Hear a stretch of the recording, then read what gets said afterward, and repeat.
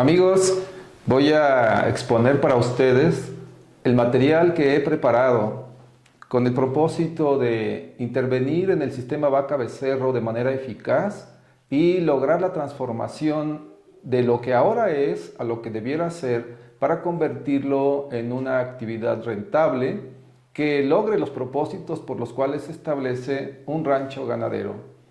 Mi nombre es Hermilo Suárez Domínguez y me da mucho gusto compartir con ustedes de manera libre esta información. El tema es mejora estratégica del sistema vaca-becerro.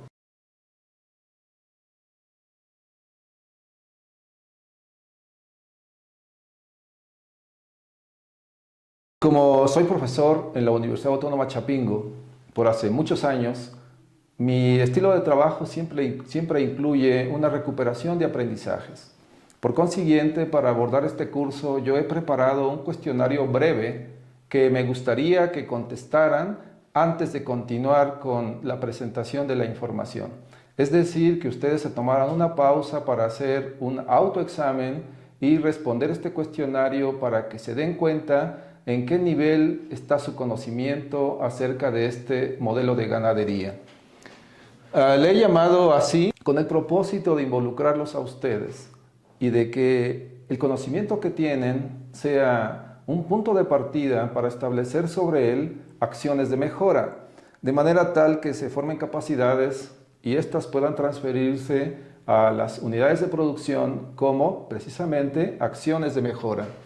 Son 3 preguntas. La primera dice así: ¿cómo se define el sistema vaca-becerro? La segunda pregunta está muy relacionada con la anterior y se refiere a la finalidad del sistema vaca-becerro. Esto es, al propósito por lo cual las personas toman la decisión de aplicar capitales como acciones de inversión.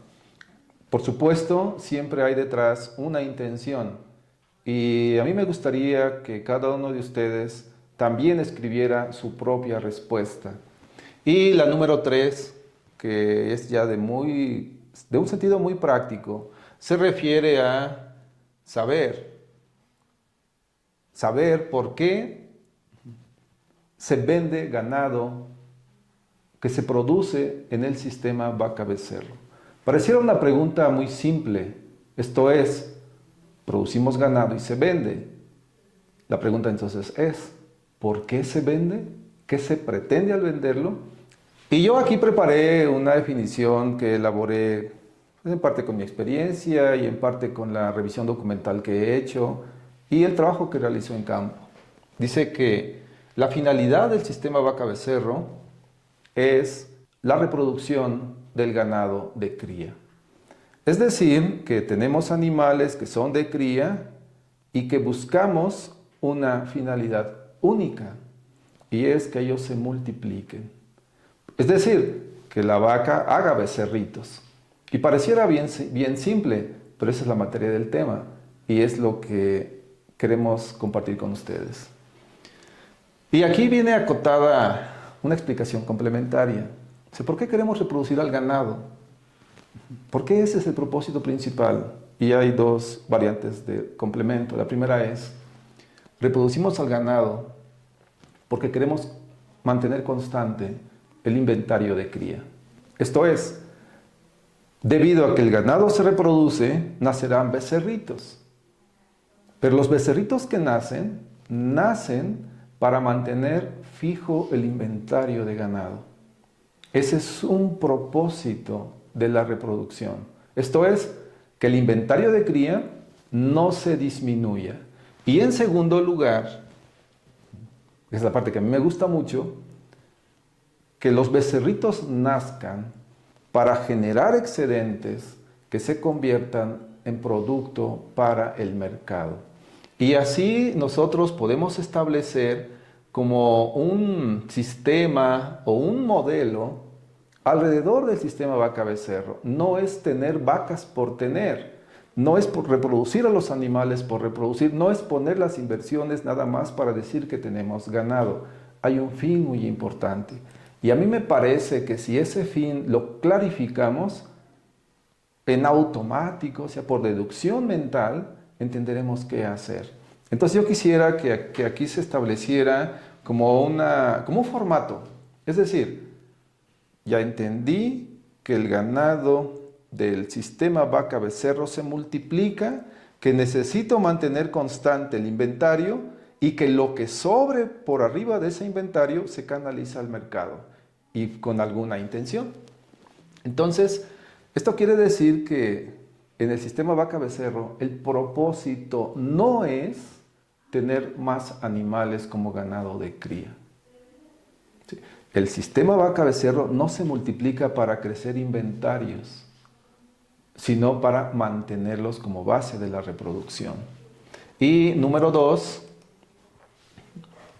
la intención entonces del sistema vaca-becerro es extraer los animales que están de más, digamos, por arriba del inventario que puede sostenerse en el rancho para convertirlos en un bien para el mercado. Esto es para hacerlos dinero y con ese dinero recapitalizar al sistema vaca-becerro.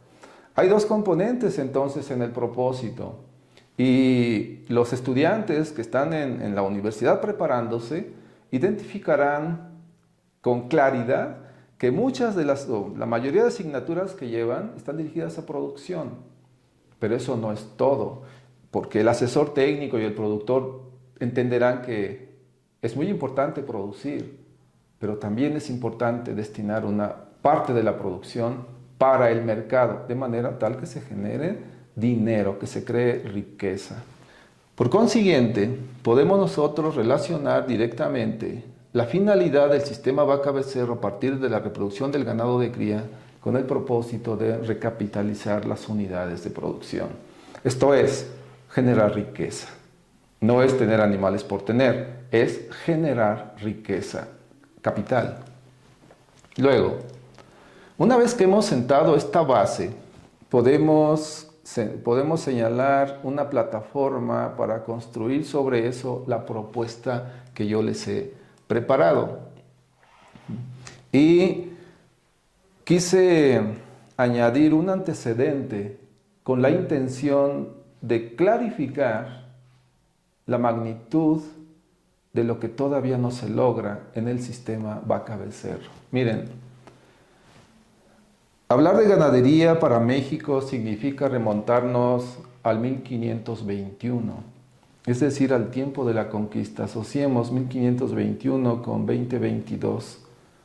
Son cinco siglos de historia de la ganadería en México. Desde el ganado español se está llevando a cabo en México el sistema vaca-becerro.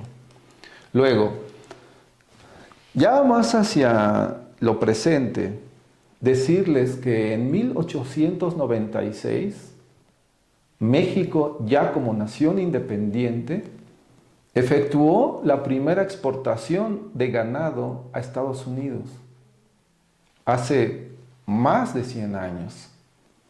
¿Esto qué quiere decir? Que hablamos de una actividad ganadera antiquísima, con el supuesto de que tanto tiempo debiera colocarla ya en el umbral de la producción, en el umbral productivo.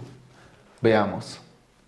Luego, un poco después, para el año 1905, de acuerdo con los historiadores, se trajeron a México los primeros ejemplares de la raza Angus. Esto es, animales muy especializados en producción de carne, y allí empezó la sustitución del ganado de origen español, del cual todavía quedan ejemplares, por animales de otro tipo, también de origen europeo, pero seleccionados para producción de carne. Angus al día de hoy es una raza con un gran reconocimiento en el mundo. Llegó a México hace más de 100 años. Esto es, hace más de 100 años que se realizan actividades vinculadas con la reproducción de los animales bovinos. Y para 1926 se realizaron las primeras importaciones de ganado cebuino. Ya se imaginarán ustedes que al tener, por ejemplo, Angus y cebú, pues en automático aparecen los cruzamientos para formar razas, por ejemplo, sintéticas como Brangus. En síntesis, hablamos de por lo menos un siglo de producción intensiva de ganado en el formato del sistema vaca-becerro. Cuenten 100 años. Luego, por otro lado, en el principio de esta traslación de la ganadería de origen ibérico a una ganadería especializada como la que conocemos en nuestros días, si hablamos de Angus, es un prototipo del Angus actual, probablemente el Angus actual no superior a aquel, sino que es similar. Y las primeras ganaderías se establecieron en las extensiones del norte de México, Chihuahua, Sonora, Coahuila, en lo que se llama sistemas de pastoreo abierto o extensivos, con el ganado en grandes extensiones de tierra.